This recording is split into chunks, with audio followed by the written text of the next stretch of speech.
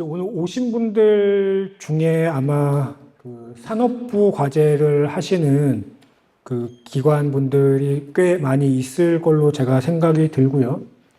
그리고 지금 다른 부처는 지금까지 설명드린 그 국가연구개발사업 연구개발비 사용 기준을 그대로 준용하는 경우가 대부분이지만 산업부 사업은 좀 규정이 다른 게 워낙에 많이 있어서 좀 별도로 지금 좀 정리를 했고요.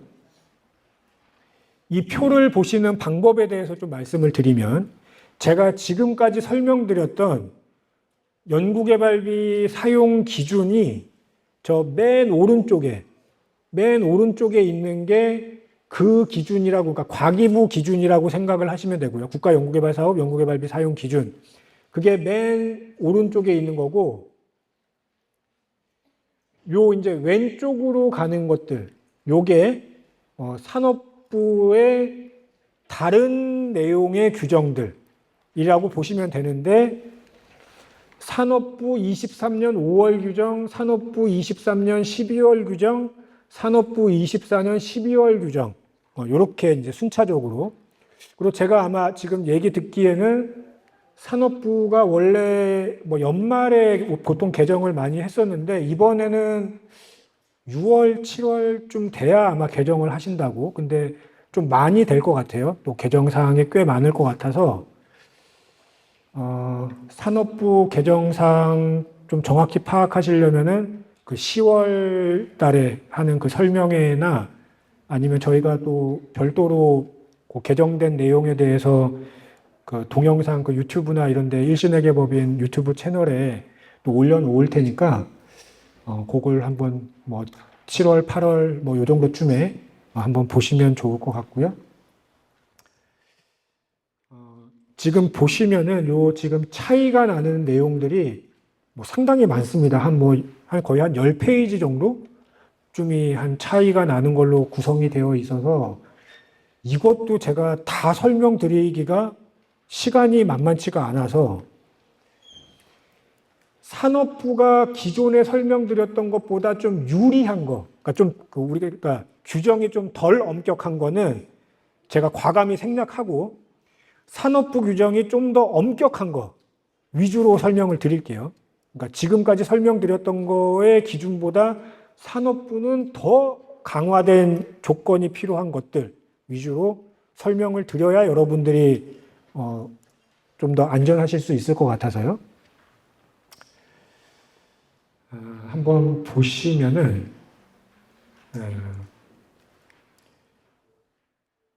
대부분 산업부 하시는 분들 아시겠지만 산업부는 최소 인건비 계상률 규정이 있습니다. 그래서 지금 과기부의 연구개발비 사용 기준에서는 0%로 참여할 수도 있다고 허용을 해놓고 있지만 산업부는 웃기지 마라. 0% 인건비 계상률 말도 안 된다. 최소 10% 이상은 돼야 참여 연구자로 인정해 주겠다. 그러니까 인건비 계상률이 10%가 넘어야 돼요. 가끔 이런 경우들이 있어요. 그러니까 연구개발 계획서에 막 우리 회사가 엄청나게 막 돈 잘 버는 회사야. 그래서 막 직원 평균 연봉이 막 1억, 2억 막 이렇게 된단 말이에요, 만약에. 근데 우리 연구비로 받을 수 있는 금액이 뭐 얼마 안 되니까 근데 뭐 인건비 한 500만 원 정도 계상을 할 수 있는 상태인데 내 연봉 1억 원을 넣게 되면은 급여액으로 연봉 1억 원을 넣게 되면 500만 원이라고 하면 이게 5%밖에 안 되잖아요. 그러니까 500만 원을 연구비의 인건비로 계상을 하면서 내 급여를 그냥 계획서상에 5천만 원 이렇게 그냥 잡은 거예요. 그러면 계획서만 보면은 5천만 원이신 분이 500만 원 인건비를 받아가는 걸로 계획되어 있으니까 인건비 계상률 10% 문제 없구나 이렇게 보인다는 거죠. 그래서 넘어간단 말이죠. 근데 실제 나중에 정산을 하면서 그분의 급여 명세서를 딱 까보니까 이렇게 막 월급이 꽤 많은 거죠. 막 월급이 막 1,000만 원 막 이렇게 되는 거죠. 그래서 그런 경우에는 인건비 계상률이 10%가 안 되는 경우가 발생이 된단 말이에요. 그래서 그 가끔씩 이제 계획서상의 급여액을 실제와 좀 다르게 줄여가지고 급여액을 넣는 기관들이 있는데, 그런 기관들은 이 인건비 계상률 10% 요거 실제로 부합하는지 꼭 한번 따져보셔야 된다. 그거 좀 말씀을 드리고요. 그리고 요거 또 나왔네. 아까 그 기준급여에 4대 보험 기간부담금, 퇴직급여 충당금이 포함되느냐. 그러니까 인건비 계상률 산정을 할 때 제가 아까 구체적으로 설명은 안 드렸지만 인건비 계상률 산정 방식의 그 수식에 기간부담금, 퇴직급여 충당금은 반영을 안 한 상태로 인건비 계상률을 산정하도록 되어 있어요. 그 과기부 그 규정에서는.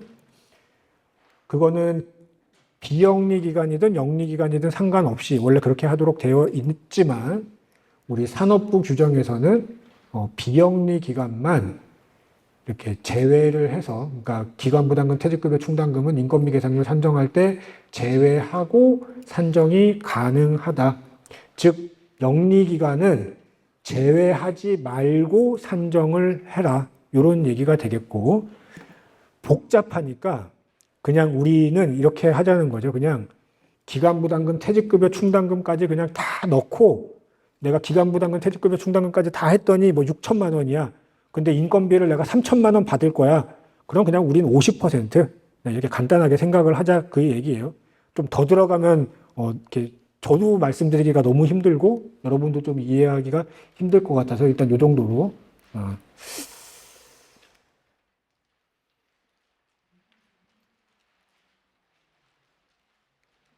그 아까 신규 인력 현금 인건비 감액될 때 사전 승인 대상이라고 말씀을 드렸잖아요.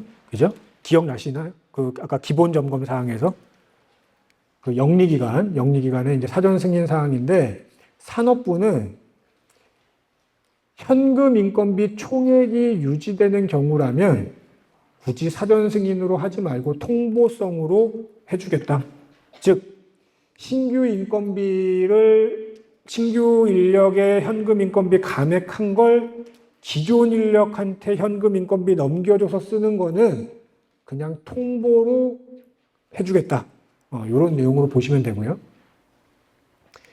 또 산업부는 영리기관의 경우 연차별 현금 인건비 변경 시에 전문기관 사전 승인이 필요하다. 아까 제가 혁신법 설명드리면서, 그러니까 그 연구개발비 사용기준 설명드리면서 연차별로 뭐 한다 이런 거 한 번도 말씀드린 게 없어요. 근데 산업부에서는 영리기업의 경우 연차별 현금인건비 변경 시에도 전문기관 사전 승인이 필요하다. 이런 얘기가 있습니다. 나머지 내용은 한번 보시면 되겠습니다. 요건 뭐 이제 산업부가 청년 채용이라든지 이런 것들은 재량사항으로 바뀌었기 때문에 크게 좀 요거는 조심할 부분이 많이 없어져서 넘어가는 걸로 그렇게 하겠습니다. 자, 연구수당 아까 제가 뭐 처음 협약 당시 금액을 초과할 수 없다, 특정인이 70% 이상 넘게 받아갈 수 없다, 뭐 직접비 사용 비율의 뭐 20% 포인트를 가산한 비율을 초과할 수 없다, 또 수정 인건비에 20% 넘어갈 수 없다, 이런 거 규정 설명드렸잖아요. 근데 산업부는 하나가 더 있다. 뭐냐? 자기 인건비의 70%를 넘어가면은 안 된다. 그러니까 본인이 받는 연구수당이 본인이 이 과제에서 계상한 현금이든 현물이든 그 인건비의 70%를 넘어가서는 안 된다. 그러니까 자기 인건비의 70% 넘어가면 안 된다는 게 추가로 있다.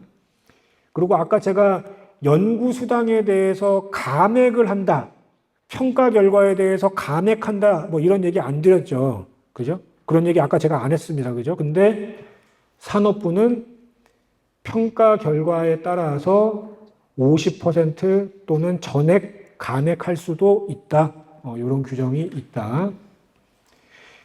연구수당을 언제 지급해야 된다라는 게 과기부 사용 기준에는 명확히 안 나와 있지만 산업부는 좀 더 구체적으로 나와 있다. 어떻게? 연차별로 연구수당을 지급하시잖아요. 그죠? 여러분들. 연차별로 연구수당 지급하시잖아요.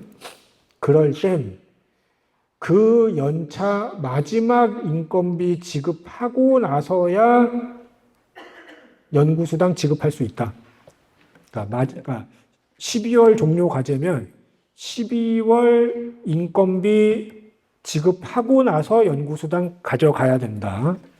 이런 규정이 있다. 그리고 아까 제가 선자계자이체 하시면 안 된다. 이거 말씀드렸죠. 선자계자이체 하시면 안 된다. 그러니까 급여를 먼저 지급한 다음에 자계자이체 받아야 된다. 이거 아까 설명드렸죠. 그죠? 그거는 제가 아까 인건비에만 그렇게 설명을 드렸던 거고, 근데 산업부는 인건비뿐만이 아니라 연구수당에 대해서도 규정을 하고 있는데, 근데 조금 열어뒀어요. 얘는 자계자 이체를 받아서 급여를 지급해도 된다. 언제까지? 3주 내에. 그러니까 자계자 이체 받고 3주까지만 급여나 연구수당 개인별로 지급하면 뭐 오케이 해주겠다. 이런 얘기가 있고요. 요 밑에 내용은 이제 동일하게 변경이 된 거여서, 그러니까 기존 자료와 그러니까 그 과기부 기준하고 동일하게 변경된 거여서 따로 설명은 안 드리고, 자, 이제 고가의 연구시설 장비 구축 시에 이제 심의 주체 부분을 한번 살펴보는데, 요거는 다음 페이지 넘어가서 설명을 드릴게요. 제가 이 표를 나름 좀 신경을 써서 만들었는데 이것도 또 약간 이렇게 헷갈리는 게 있나 보더라고요. 그래서 다만 그래도 이제 제가 이렇게 좀 만들어 놨으니까 한번 요거 가지고 설명을 드려볼게요. 일단 3천만 원이 넘는 장비, 그리고 여기서 지금 금액은 부가세 포함 금액 기준이다, 부가세 뺀 금액 기준이다. 부가세 포함이죠, 그죠? 그래서 근데 우리 기업분들, 기업은 사용 실적에 부가세 포함해요, 안 해요? 안 하잖아요, 그죠? 그러니까 기업은 2,800만 원짜리를 구매해도 여기 대상에 들어가는 거예요. 그죠? 예, 그죠?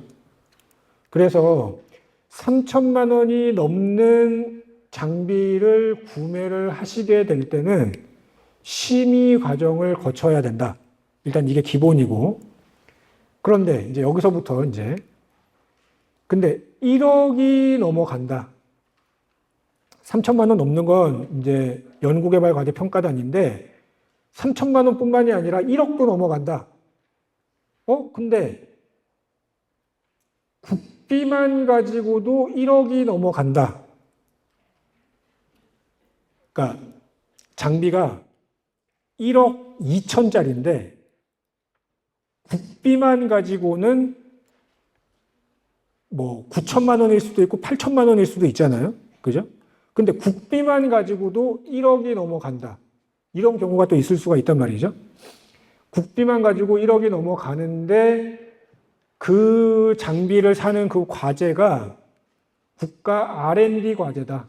R&D 재원으로 형성이 된 과제인 경우에는 그 장비는 과기부의 국가연구시설 장비심의위원회 엠팩에 가서 심의를 받으셔야 되고, 그게 아니라 만약에 우리가 산업부 과제가 아닌 그냥 다른 부처 과제를 한다고 했을 때는 그 나머지 것들, 그러니까 여기 들어가는 거 빼고 나머지 것들은 전부 다 연구개발 과제 평가단에서 심의를 받으시면 된다. 연구개발 과제 평가단이라 함은 각 전문기관의 선정평가 시 또는 협약 시에 별도로 이런 평가단이 열려서 거기서 심의를 거쳐서 넘어가시면 돼요. 산업부가 아닌 경우에는.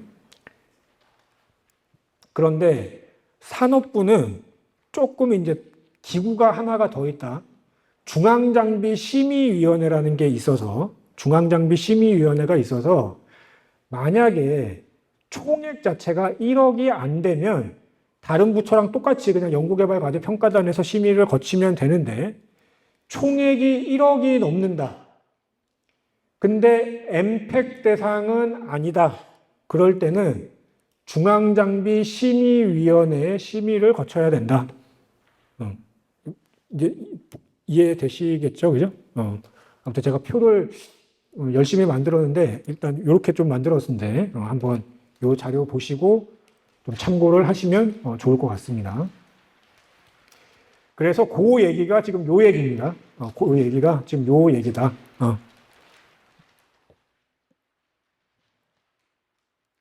그리고 요 이제 그 밑에 내용부터도 잘 보셔야 되는데 3천만 원 이상 장비를 구매를 이제 하고 났는데 만약에 이제 5천만 원을 쓰기로 계획을 했어요. 5천만 원을 쓰기로 계획을 했는데 실제 구매를 하고 나니까 4천만 원에 구매를 했다. 만약에. 그러면 1천만 원이 남잖아요. 1천만 원 남은 거에 대해서 어떻게 써라 마라 하는 얘기가 그간에는 없었다. 없었다. 그런데 산업부는 아니다.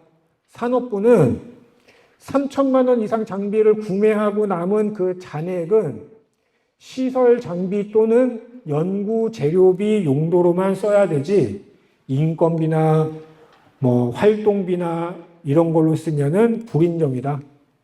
이런 얘기가 있고요. 또 3천만 원 이상에 대해서는 지금까지 설명드린 건 제가 시설 장비에 대해서만 말씀을 드렸는데 외주 용역비, 외주 용역비도 산업부는 3천만 원 이상으로 관리하는 대상에 포함시킨다. 그래서 일단 기본이 장비랑 똑같아요. 3천만 원 이상 외주 용역비 계획이 있는 경우에는 연구개발 계획서에 3천만 원 이상 외주 용역비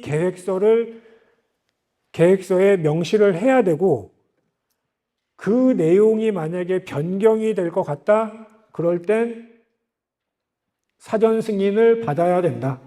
사전 승인을 받고 변경해서 그러니까 협약 변경에 준해서 사전 승인 받고 변경 사용을 해야 된다. 이 얘기고요.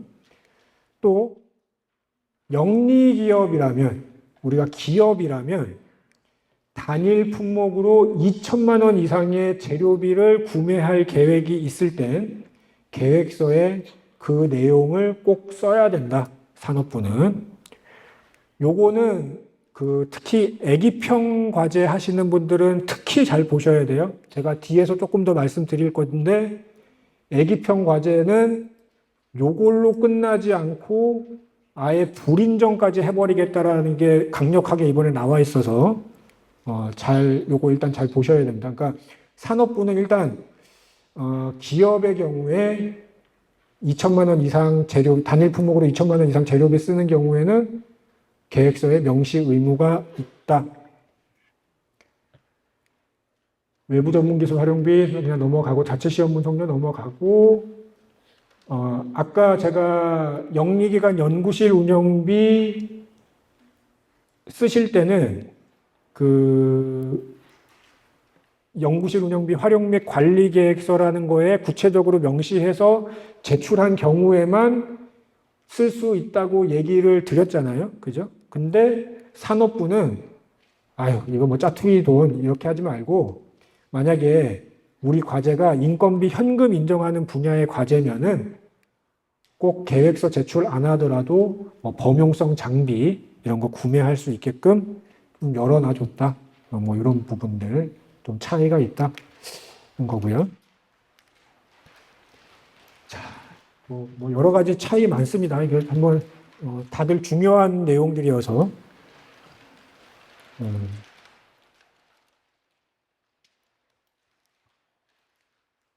소프트웨어 장비 구입비, 소프트웨어 장비 구입비인데, 아까 제가 그 여러 단계 거쳐서 구축할 수 있다라고 얘기할 때, 제가 장비만 얘기 드렸죠. 장비만. 그 시설 장비만. 소프트웨어는 얘기 안 드렸어요, 아까. 제가 소프트웨어 얘기하면서 여러 단계에 거쳐서 구축할 수 있다, 이런 얘기 안 드렸어요. 그죠? 시설 장비만 얘기할 때 얘기 드렸지. 그런데 산업부 24년도 말 규정 개정될 때 산업부는 소프트웨어 장비도 여러 단계에 거쳐서 구축 가능하다 라고 좀 더 확장을 해줬고, 그리고 아까 제가 여러 단계에 거쳐서 구축할 때 그럼에도 불구하고 그 구축이 완료되는 단계 종료 2개월 전까지 구축돼야 되고, 또 하나 조건이 전문기관 승인 필요하다고 했잖아요. 그죠? 여러 단계 구축하려면, 여러 단계에 거쳐서 구축할 땐 승인이 필요했는데 산업부는 승인이 필요 없다. 그냥 여러 단계 거쳐서 구축하면 되지 뭘 이걸 전문기관에까지 승인받냐? 이제 이런 얘기예요. 그러니까 조금 규정이 다르다. 그리고 요거는 제가 뒤에서 조금 더 설명을 드릴게요. 아무튼 요 정도까지 설명드리고요. 그 밖에 소프트웨어 장비 말고 그 외의 연구비의 사용 기한은 원래 당연히 단계 기간 종료 이전까지 사용이 돼야 되는 건 당연한데, 그 예외 사항들이 좀 다르다. 예외 사항들이 아까 제가 설명은 안 드리고 넘어갔지만, 이런 것들이 예외적으로 과제 단계 기간 이후에도 쓸 수 있는 비용들이었거든요. 이제 과기부 사용 기준에서. 근데 산업부에서는 요거뿐만 아니라 추가로 뭐 평가 관련 비용 뭐 이런 것들도 더 쓸 수가 있고요. 특히 학회 세미나 참가비도 예외사항에 포함을 시켜줬는데, 이건 왜 시켜줬냐? 우리 그 CES 박람회, 그게 보통 보니까 연초에 열리더라고요.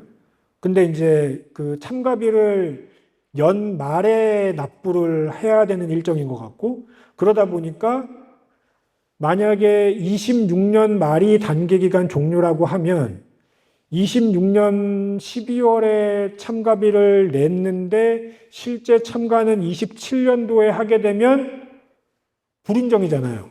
그죠? 그거 불인정 안 해줄게, 산업부는. 명시적으로. 그래서 선결제 사용분을 인정해주겠다. CES 등의 박람회 전시회 포함해서. 그리고 참가비뿐만 아니라 항공 숙박비 등도 먼저 결제한 것도 허용해주겠다. 이해되시죠? 어떤 내용인지? 그런 게 근데 과기부에 있는 내용이 아니에요. 이건 지금 산업부 얘기예요. 헷갈리시면 안 돼요. 지금 왔다 갔다 하니까 지금 헷갈리시면 안 되고, 지금 산업부 얘기하는 겁니다. 요거는. 뭐 이런 것들 좀 차이가 있으니까 한번 보시기 바라고요. 그리고 아까 이제 여러 단계에 거쳐서 시설 장비 구축하는 거를 한번 보시면 이거예요. 이제 뭐 옛날처럼 만약에 1단계 때 계약금 나가고 1단계 종료 2개월 전에 완성이 됐다. 그러면 당연히 인정이죠. 그죠? 근데 1단계 때 계약금 나가고 2단계 때 2단계 종료 2개월 전에 구축이 완료가 됐다. 사전 승인 받았다. 그러면 인정. 그죠? 1단계 때 계약금 나갔는데 2단계 종료 2개월 전에 구축이 완료는 됐으나 사전 승인을 안 받았다. 그럼 불인정. 1단계 때 계약금 나갔는데 사전 승인은 받았으나 2단계 종료 2개월 전보다 늦게 구축이 됐다. 그럼 불인정. 그죠? 요게 아까까지 말씀드린 과기부 사용 기준의 규정이고, 산업부는 다르다. 1단계 계약금 지출해서 1단계 종료 2개월 전에 들어왔으면 당연히 인정이고요. 1단계 계약금 나가고 2단계의 종료 2개월 전까지 구축이 완성이 됐는데 사전 승인을 받았던 안 받았던 산업부는 인정이다. 그러니까 요거랑 다르다. 그죠?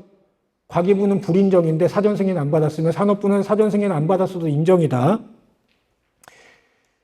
산업부는 1단계 때 돈 나가고 설령 사전 승인 안 받았어도 또한 2단계 종료 2개월 전보다 늦게 구축이 됐어도 괜찮다. 그래도 인정이다.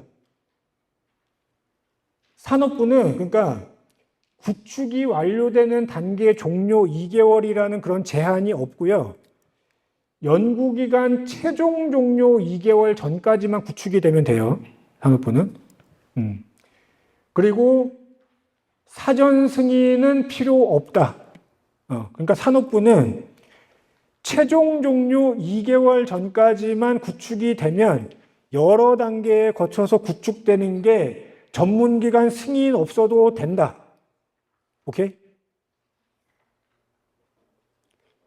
왜 표정이 안 좋죠?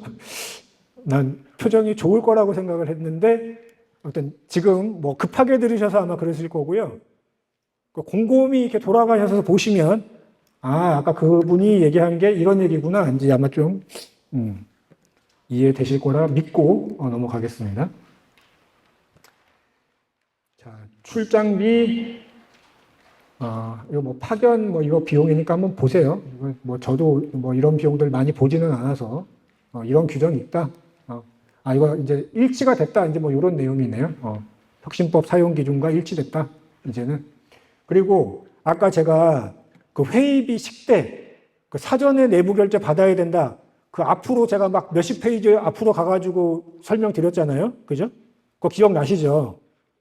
근데 무의미했다. 산업부는. 산업부는 의미 없는 거였다. 즉 무슨 얘기냐? 산업부는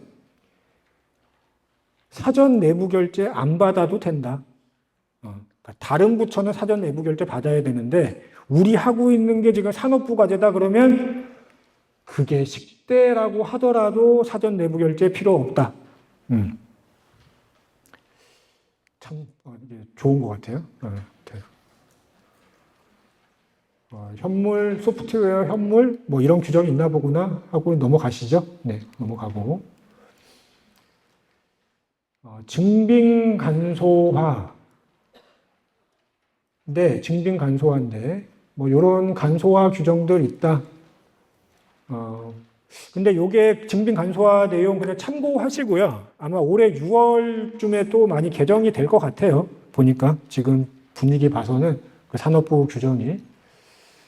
네, 그래서 그리고 또 하나 중요한 거, 그 회의비 식대만 얘기하는 거 말고 그냥 회의비 전체적으로 원래 회의비가 그 내부 결제 문서 또는 회의록이 있어야 되는데 거기 들어가야 되는 게 5가지. 목적, 일시, 장소, 내용, 참석자 명단 이렇게 5가지 원래 들어가야 되거든요.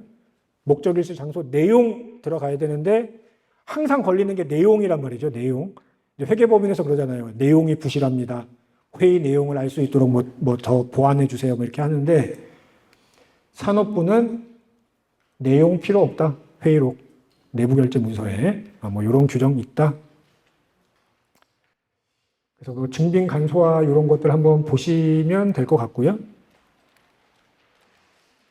자, 또 넘어가서 연구비 카드, 연구비 카드 쓰셔야 되고 혹시나 제한 업종 걸려가지고 못 쓰는 경우에 전문기관 그 승인 득해가지고 쓸 수 있다. 뭐 이런 얘기고 수행기관 간 거래, 비영리기관 공동활용비 이제 가능하다. 뭐 이런 것들 뭐 큰 차이는 없습니다. 그 문구가 조금씩 다르고 해서 그런 거고요. 그리고 아까 그 간접비의 인력 지원비, 제가 원칙적으로 비영리 기관의 연구 지원 인력만 인력 지원비 쓸 수 있다고 말씀을 드렸잖아요. 물론 일부 부처 같은 경우에는 그 외의 기관도 허용해 주는 경우들 있지만, 그러니까 기업도 허용해 주는 경우 있다고 말씀드린 거에 대표적인 기관이 산업부다. 그래서 영리기관의 연구 지원 전문가도 간접비, 인력 지원비에 지원 인력 인건비 쓸 수 있다. 산업부는. 다만 그 과정을 수료해야 됩니다. 그 케이트에서 하는 그 연구 지원 전문가 과정 그거 있잖아요. 그거 수료한 이후부터 쓰실 수가 있다. 그리고 협약 변경 신청 기한, 요거는 우리 과기부 사용 기준에 별도로 기한에 대한 그 명시가 없는데, 우리 산업부에서는 직접비 2월은 단계 기간 종료일까지, 그리고 그 외의 나머지 협약 변경 사항은 해당 연도 연구개발 기간 종료일까지 기한을 별도로 두고 있다는 얘기고, 그리고 아까 그 영리기관의 연구실 운영비 변경될 때 전문기관 사전 승인 받고 변경할 수 있다고 했는데, 요 대상이 산업부에서는 조금 다릅니다. 총액 증액되고 품목이 변경되는 거는 사전 승인 똑같지만, 특정 품목의 수량이 증가가 되는 경우일 때는, 그러니까 특정 품목의 수량만 증가될 때는 연구실 운영비 총액이 유지가 된다라고 할 땐 굳이 승인 받을 필요 없다. 그냥 변경해도 된다. 뭐 이런 얘기가 되겠다. 까지가 이제 아까 제가 그 첫 번째 시간에서 설명드린 과기부 연구개발비 사용 기준과 산업부 기준과의 차이를 말씀을 드렸던 거고요. 요 내용은 뭐냐면, 그 애기평이, 그러니까 우리 지금 산업부에서 그 기후 그 에너지 환경부로 이제 그 변경되면서 이제 규정이 새로 제정이 됐어요. 에너지 기술 개발 사업 그 공통 운영 요령이 별도로 제정이 되면서 대부분은 산업부 규정을 동일하게 준용은 하고 있지만 일부 차이 나는 것들이 있습니다. 제정된 내용 중에. 그래서 애기평 과제 하시는 분들은 잘 보셔야 되는데, 특히 요 첫 번째 거 잘 보셔야 되는 게, 협약 변경 승인 대상에 산업부 공통운영 요령에서는 재료비 변경 승인이 협약 변경 승인 대상에 포함이 안 돼 있어요. 그런데 에너지기술개발사업 공통운영 요령에 보시면 2천만 원 이상의 재료 변경 시 협약 변경 승인 대상에 포함되어 있다. 요거. 그래서 아까 제가 단일 품목 2천만 원 이상 재료 구매 계획이 있을 때는 계획서에 명시해야 된다라는 거는 말씀드렸잖아요. 그죠? 그거 명시를 해놓고 그거대로 만약에 구매를 안 하게 된다든지 구매할 계획이 없었는데 구매를 하시게 되는 경우엔 협약 변경 승인을 받으시고 쓰셔야 된다. 그렇게 변경하셔야 된다. 그 말씀을 꼭 드리는 거고요. 그리고 아까 제가 방금 말씀드렸지만 신규 인력 현금 인건비 감액이 될 때 산업부는 현금 인건비 총액이 유지가 된다면 그냥 통보사항이라고 했잖아요. 그죠? 아까 한 10분 전쯤에. 근데 애기평은 그런 거 없다. 그냥 신규 인건비, 현금 인건비 감액되면은 과기부 기준하고 똑같이 현금 인건비 총액이 유지되든 말든 신경 쓰지 말고 그냥 무조건 승인 받아라. 이제 이런 얘기고요. 또 영리기관의 현금 인건비가 인정을 받을 수 있는 그 조건, 그러니까 인정받을 수 있는 그 케이스에 창업 중소기업의 연구원 해서 창업 중소기업이라고 할 때의 이 창업은 개업 7년 이내 기업을 창업기업이라고 산업부는 얘기하는데 에너지기술개발 사업에서는 3년 이내인 경우만 창업기업으로 본다.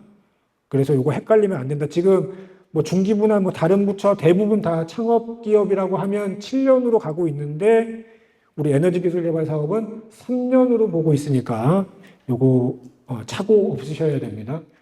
아시겠지만 현금 인건비 잘못 계상해 놓으시면 큰일 나잖아요. 그죠? 그러니까 우리 지금 요거 창업기업에 해당되는지 알고 현금 인건비 다 잡아놨다가 나중에 불인정되면은 큰일 나니까. 그죠? 요런 것 중요하게 잘 확인하셔야 됩니다. 연구수당 감액 요거 뭐 용어 같은 게 좀 달라서 뭐 이제 좀 그런 건데 아무튼 에너지기술개발 사업도 감액 규정이 있다. 뭐 특허 대응 전략 수립비 뭐 이런 것들 좀 차이 있다. 뭐 청년 추가 채용 인건비 이런 거 뭐 좀 차이 난다. 뭐 이런 것들이 있겠고 그 다음은 이제 불인정 사례인데 불인정 사례는 제가 지금 설명드리면서 좀 강조했던 거 있잖아요.